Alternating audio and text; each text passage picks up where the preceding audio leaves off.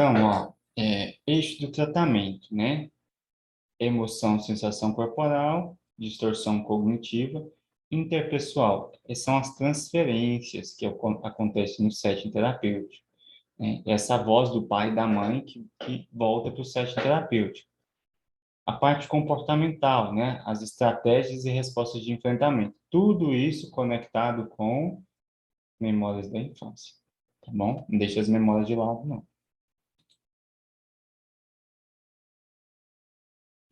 Bom, modos esquemáticos, foi rápido essa parte. Aqui, essa parte básica, ela vai dar, ela gera uma compreensão, né, um mapa para a gente, de como que a gente vai conduzir a parte de intervenção, de avaliação e depois da mudança, né? Então, depois a gente vai começar, capítulo por capítulo do livro, ele tem um capítulo para intervenção cognitiva, para intervenção vivencial, comportamental e assim por diante, tá? Então, a gente vai revisitar esses temas. Agora, vamos falar dos modos esquemáticos.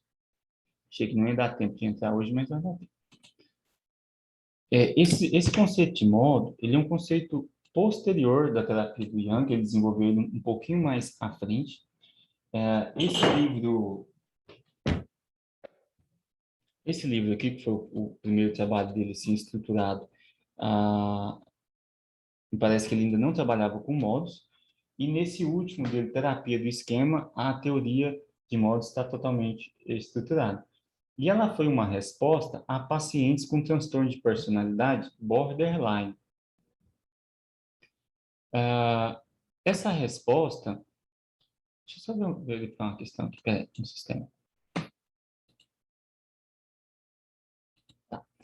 Essa resposta, o que que acontece? O paciente borderline,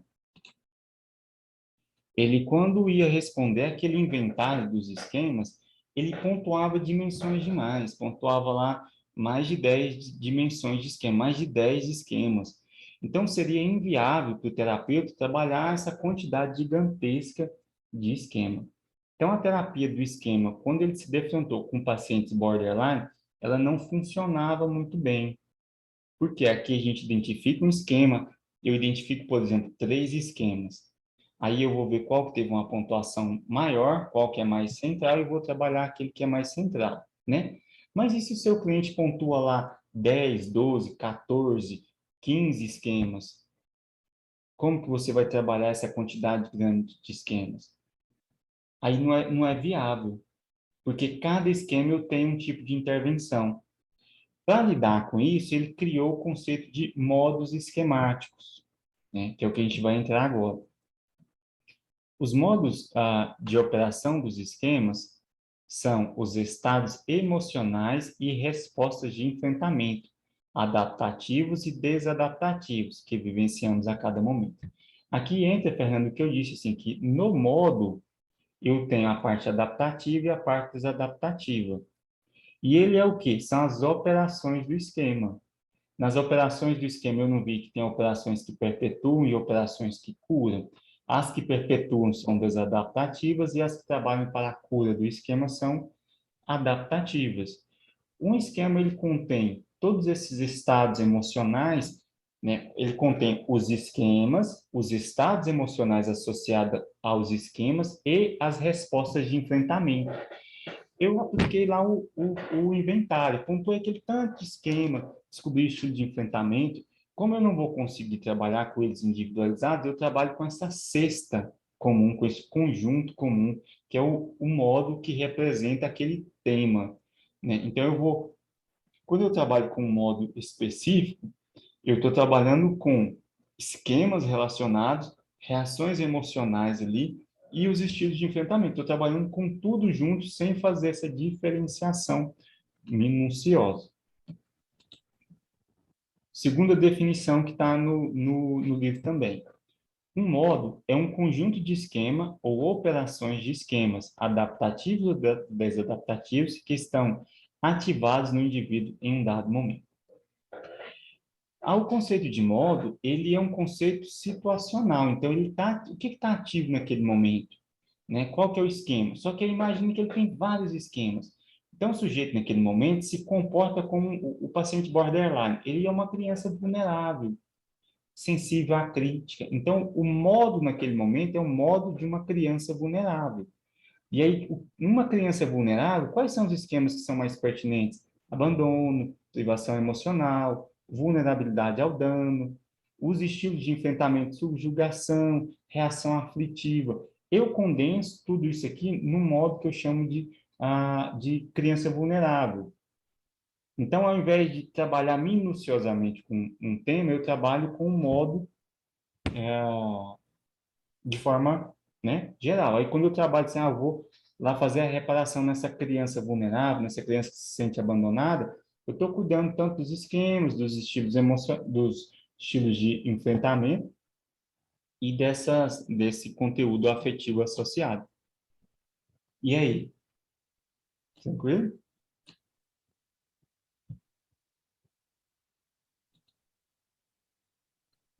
Tá.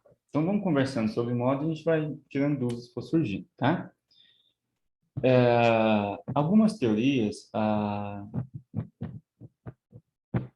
terapia de processamento emocional, se eu não estou enganado o nome, ela fala de pontos travados. São pontos com carga emocional travados ao longo da vida do sujeito.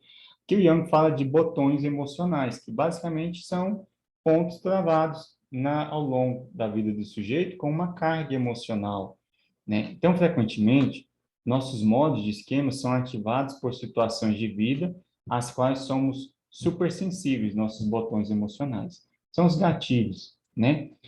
A pessoa, ela não está a todo momento com um esquema ativo, né? Ela não está fugindo com estilo de enfrentamento, ela não está fugindo a todo momento. Ela foge em situações bem específicas. Ela se sente defeituosa em situações bem específicas. O modo é o conjunto disso tudo, né? Então, o modo está ativo em uma situação bem específica, onde há um botão emocional ali, uma trava, um ponto travado naquele local. Quando ela se depara com alguma pista daquele botão emocional, o modo é ativado. Aí ela começa a se comportar, né? O esquema é ativado, as reações comportamentais, emocionais, corporais, cognitivas, tudo começa a ativar. Tranquilo? Modos adaptativos e desadaptativos, né? Tentamos ajudar o paciente a cambiar, a mudar de um modo para outro, passando de um modo disfuncional a um modo funcional, como parte do processo de cura. Os modos são partes do próprio self, da própria personalidade do sujeito, né? Tem momentos que a gente se sente uma criança vulnerável, aquilo ali é um modo. Tem momentos que a gente se sente forte, capaz de lidar, é um modo adulto, saudável, aquilo ali é um modo. Então, o que a gente vai tentar quando a gente vai trabalhar com os modos esquemáticos é, auxiliar o sujeito a cambiar de um modo disfuncional para um modo saudável, para um modo funcional, né? Então, eu sempre aqui vou levar em consideração fortalecimento do adulto saudável. E aí, até quando eu estou trabalhando com modos, quando eu faço exercício com imagem, eu tento levar esse adulto saudável lá na infância, para que ele faça a reparação, né, parental daquela criança que está em sofrimento. Por quê? Eu quero desenvolver a autonomia e eu quero mostrar para ele que ele não é mais aquela criança indefesa que foi subjugada, que hoje ele é um adulto saudável, ele tem condições de enfrentar essas situações na vida dele. Tranquilo?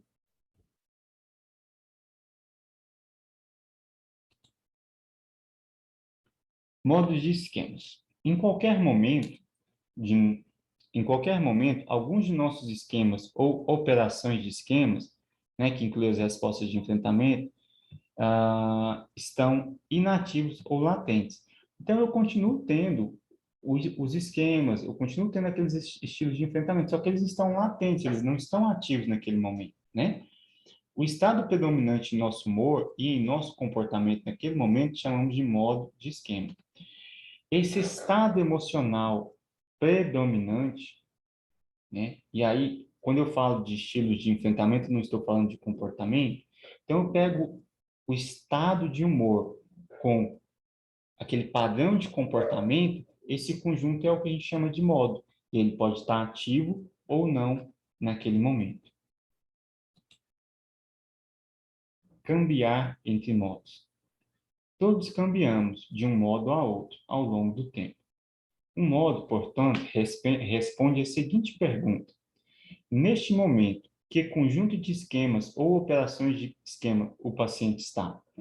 Então, quando eu pergunto pelo modo, né, eu estou lá em contato com o meu cliente.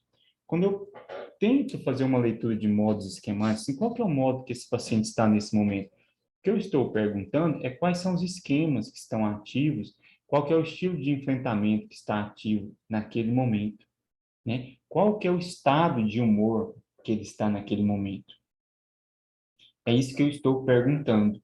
Então, quando eu trabalho com o modo na clínica, eu estou trabalhando com essa cesta toda.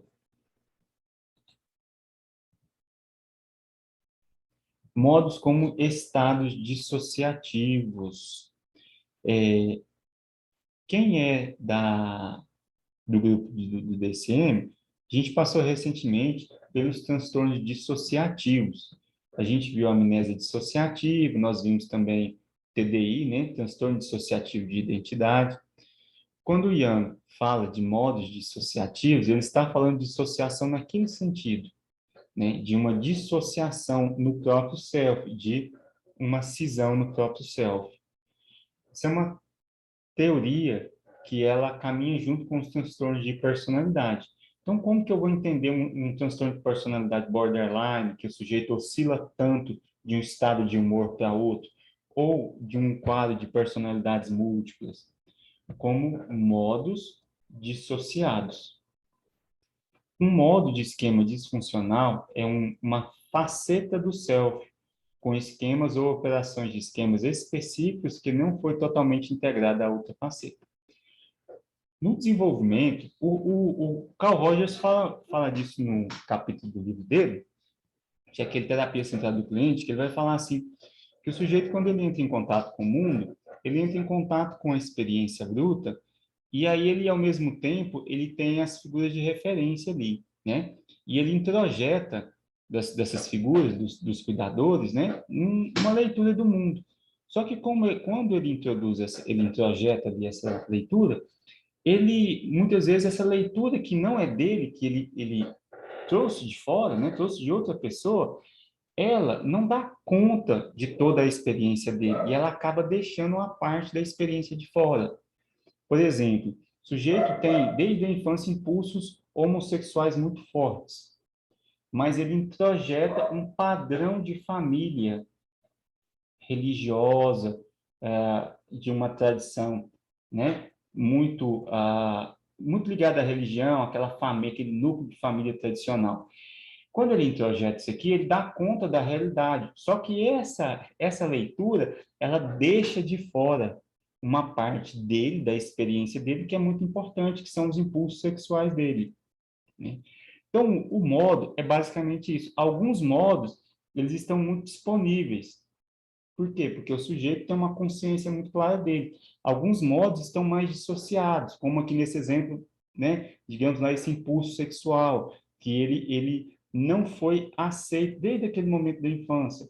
Então, isso aqui é uma parte do sujeito, é dele, e mais difícil dele entrar em contato, mais difícil dele trazer para esse self e conseguir criar uma estrutura coerente, né? Então, quando a gente está falando de modos esquemáticos, a gente está falando de um self fragmentado, de um self dividido. E aí o grau dessa divisão é o grau da disfuncionalidade. Quando eu pego um self que ele possui esses compartimentos de criança vulnerável, adulto saudável, esses modos, mas em um grau baixo, é uma coisa. Mas aí se eu tenho uma dissociação muito elevado, eu posso chegar a um TDI, a um transtorno dissociativo de identidade, personalidades múltiplas, onde a, uma face ali, um modo, não tem nem conhecimento do outro, né? Então, quando um modo assume o controle, o outro sai de cena. Um modo de esquema disfuncional, portanto, é uma parte do self desconectada em algum nível de outros aspectos do self. Isso que eu disse, né? Em algum aspecto, ele não, ele se dissociou. Não foi possível criar uma visão coerente desse self. Tranquilo?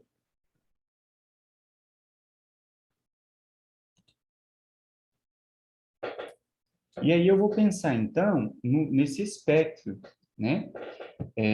Que eu vou ter formas leves, de modo esquemático, como uma mudança de humor, como um estado de humor alegre e zangado. A pessoa ela só tem uma labilidade emocional, né? Ora, ela está alegre, de repente ela rapidamente passa para um outro estado de humor. Então, você percebe que houve um câmbio ali de um modo para outro, mas é algo sutil, ou eu vou subir nesse grau de dissociação, eu posso chegar ao borderline, que eu vou ter ali vários núcleos, mas não são tão dissociados quanto em um transtorno dissociativo de identidade mesmo.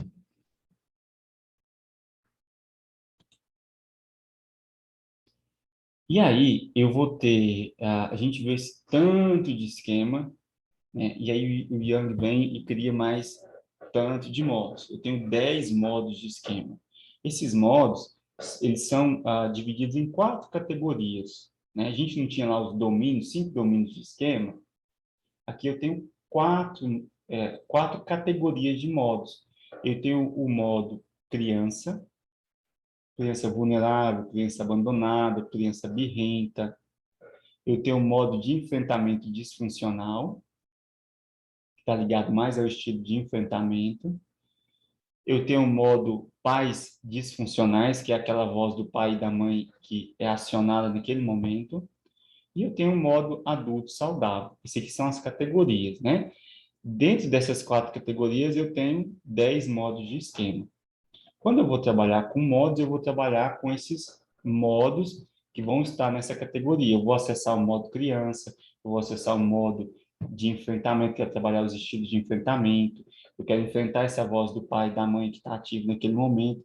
Ou eu quero pegar o modo adulto, essa parte do self adulta, e eu quero levar ela lá para falar com esse pai e mãe que continua até hoje perturbando, gerando aflição emocional com essa voz punitiva. Tranquilo?